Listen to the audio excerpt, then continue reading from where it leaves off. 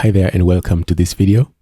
Now Vultr did an update of their products. They added more products and they're still adding more. You're probably confused, especially if you've never used Vultr before. You're confused, which server should I choose? In this video, I'm going to talk about the different types of Vultr servers and I'm going to explain them so that you can know the one that you need to deploy for whichever service that you want to run. So if you want to look at the products, I can just click there.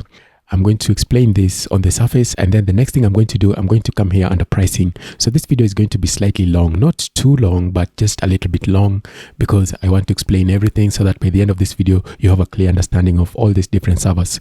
So here we have optimized cloud. So just think of this as virtual dedicated servers. The resources will not be shared like they're usually shared in cloud compute.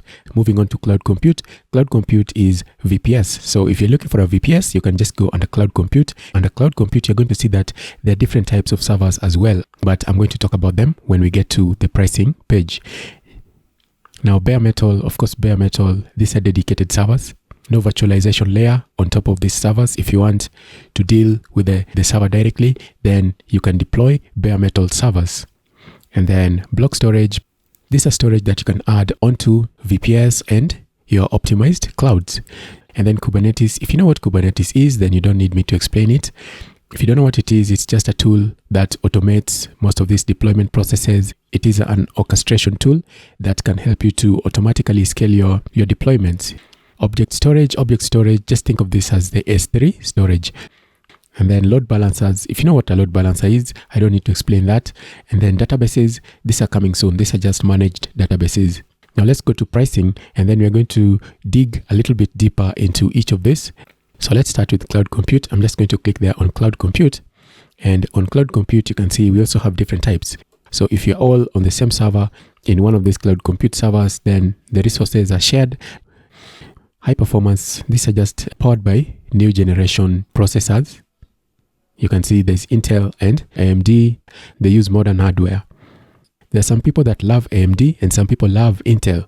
And you can see the pricing for this are just the same. So you can decide, do you want to use AMD or do you want to use Intel? And then you can choose that from the high performance. And then scrolling down, we have high frequency.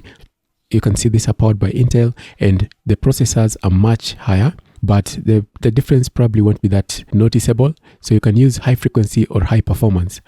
If it were me, I would always choose AMD. Nowadays, AMD servers are very reliable, so I would definitely choose AMD Epic. And then regular performance, these are the ones that were there when Vultr started. These are the servers that we used to use. And so if you want to use this, they're still good servers. You can use them. You can see the prices are very reasonable. These are the ones that we started with when we were hosting WordPress on VPS, and you can do the same, okay? If these prices are appealing to you, then you can definitely use this to host your website on Vultr. The thing is, when you go to the Vultr dashboard, you're going to notice that these prices are not there in all the different locations. Sometimes you have to search which location has these prices. That's very important for you to know, because if you go there, you might think that, oh, this guy lied to me. No, you'll find them in different locations. And you're going to see how to do that just in a moment. And then optimized cloud. In other VPSs, you'll find these are called virtual dedicated servers. These are virtual dedicated servers whereby the resources are not shared. Since they're dedicated, of course, they're more expensive. One virtual CPU for 4 GB, you get it at 30. So if it were me, I would just do an experiment, a performance experiment with this, and then compare with one of the ones above for the one of 30. Maybe that, and then I would compare with this just to see which one gives me better performance. If the one above gives me better performance, that's the one I would choose. General purpose, for this you get a mixture of everything. You can see the CPU, not too much CPU, not too little RAM, as well as the storage space. Those are balanced. Now if you come down to now the CPU optimized, you'll find that there'll be more CPU than there is of RAM. So the value of CPU goes higher. If you have a process that requires CPU processing, you'd probably need to go with this ones, because this one you get value for your money on the CPU. And then down here we have memory optimized. Now the memory optimized are also dedicated virtual CPUs. Value for your money is on RAM. So you get more RAM. You have a database intensive application. You should probably go with memory optimized, because any database applications usually just use too much memory. Your server response time will definitely be much faster with these servers. And then we have storage optimized. The same goes for this, storage optimized. If you need more storage, then take the ones that have more NVMe, and just remember that these are NVMe. Now, bare metal, of course, these are like dedicated machines. There's no virtualization layer that you access. You'll just be accessing the system. Even if you deploy this server and you use it for a week, you'll only pay for the week. That's one thing I always love with Vultr. And that's why whenever you want anything, you have anything that you want to test, just test it on Vultr, because you're charged hourly. Deploy your bare metal on the dashboard, and then you start setting it up, just like you'd set up any computer remotely. Kubernetes engine. The Kubernetes engine, if you want to run Kubernetes and you don't want to deal with manual installation of things, you don't want to install kubeadm yourself, you don't want to install all the other things that you need for your Kubernetes setup to run, your cluster will automatically be deployed using the Vultr Kubernetes engine. You're only charged for the resources that you use. So what does that mean? That means that if you deploy Kubernetes on Vultr, you're only charged for the server you're using. Maybe you decide to use one of these high frequency one.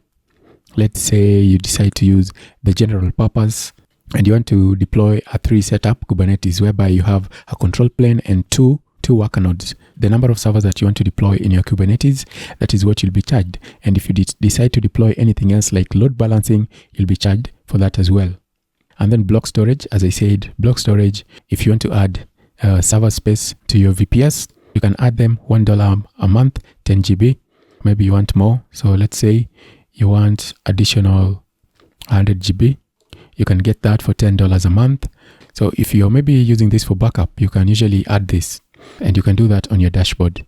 There's also documentation for how to do it to make sure that your VPS can recognize your block storage. So block storage is just like an additional disk that you can mount on your VPS. And then object storage, as I said, you want to do backups, you want to share images, videos, you can use object storage. You can see it's very affordable, $5 a month for 250 GB. You cannot get that the same price. You cannot get the same price on AWS. Most people use AWS, but in the end, it's just very expensive to use it. That's why big companies use it. If you are just a small guy trying to make it through the day, Vultr, DigitalOcean, Linode, these platforms are here for us. Now here's a setup for object storage. You've installed Nextcloud and you need to connect it to something. Normally you'll find that people will connect S3, but instead of using S3, which is from AWS, you can use the Vultr object storage. You can back up your things. Another setup again, let's say you're running a WordPress website and you need to back up your WordPress, you need to back up your server.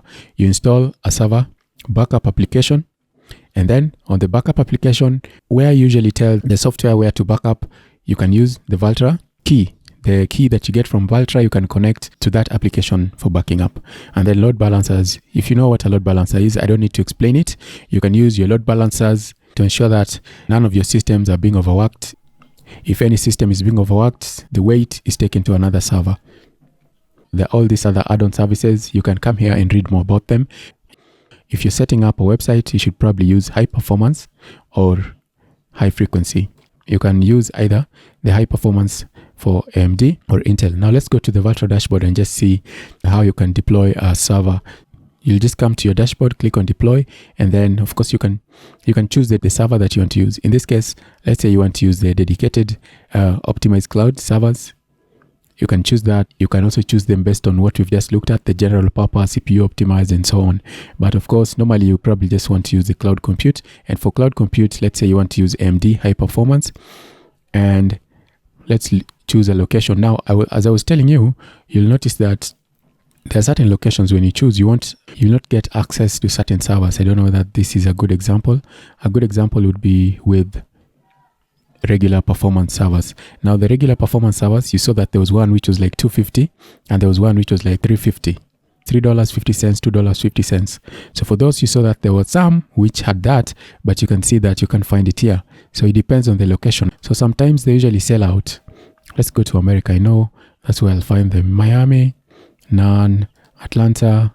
Yeah, you can see in Atlanta, you can find the 251. If you're looking for the one for 350, Chicago, it's not there. Dallas, I don't know where it is. Seattle, maybe? No.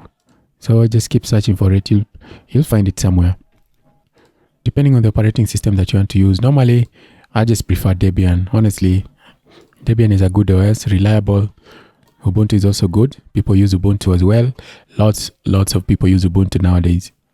Alma Linux, people that used to love CentOS have moved to Alma Linux and Rocky Linux. So you can use any of these two. This, okay, you can see they support Stream. If you want to use CentOS Stream, it's also there as well. That's pretty much it for this video. This video is about choosing the server. By now, of course, you know which server to choose because I've shown you the different types of the servers and explained each of them, the implication of choosing locations and the servers. So that's pretty much it for this video. If you have any question, feel very free to let me know. And once you set up your server, if you want to set up your server, I have a video for that and I'll leave the link in the description as well as the post. So if you're going to deploy a server on Vultr, you can get $100 credit in the description below.